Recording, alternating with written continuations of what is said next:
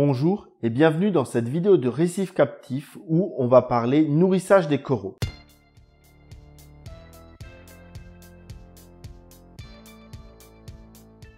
Les coraux, comme on l'a déjà abordé, ont besoin de lumière. Cette lumière va être transformée par les zoozooxanthelles en nutriments pour nos coraux. Ils peuvent tous en plus être nourris. Il existe des produits sur le marché qui permettent de nourrir nos coraux. Mais aujourd'hui, je vais vous présenter comment je nourris mes coraux parce que il y a des choses qu'on peut faire soi-même à moindre coût et qui permettent d'avoir un excellent résultat. On va commencer par les coraux durs à long polype. Les coraux durs à long polype, tels qu'un Catalaphilia, un Euphilia et ainsi de suite, ont une grande bouche.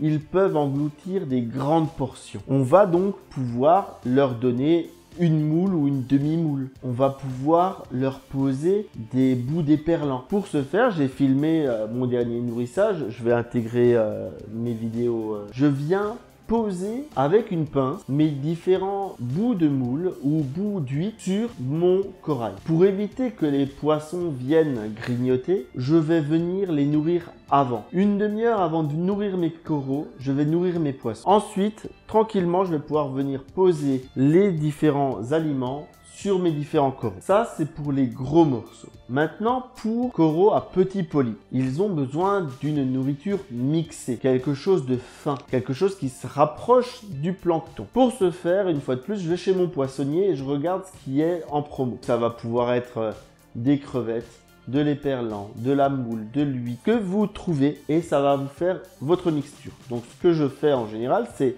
j'achète quelques grammes, je les ouvre, je nettoie et je mets à broyer. Donc des crevettes, des moules, je rajoute une feuille de nori, je rajoute de la sauce soja. La sauce soja a cette particularité de venir faire ouvrir les polypes pour justement faciliter le nourrissage. Cette nourriture, je viens la mettre dans un bac à glaçons. Au congélateur, à ce stade-là, ma nourriture est plutôt sèche, plutôt serrée. Une fois que je veux l'utiliser, je vais chercher un cube et je vais le faire décongeler dans de l'eau de l'aquarium. Une fois qu'il est bien décongelé, je vais utiliser une pipette comme celle-ci avec une poire d'un côté, un embout de l'autre et je vais venir déposer sur les coraux la nourriture dont ils ont besoin. Avant de faire ça, je coupe le brassage et je fais ça en général le soir. Par contre, pour des questions de facilité de captation vidéo, j'ai fait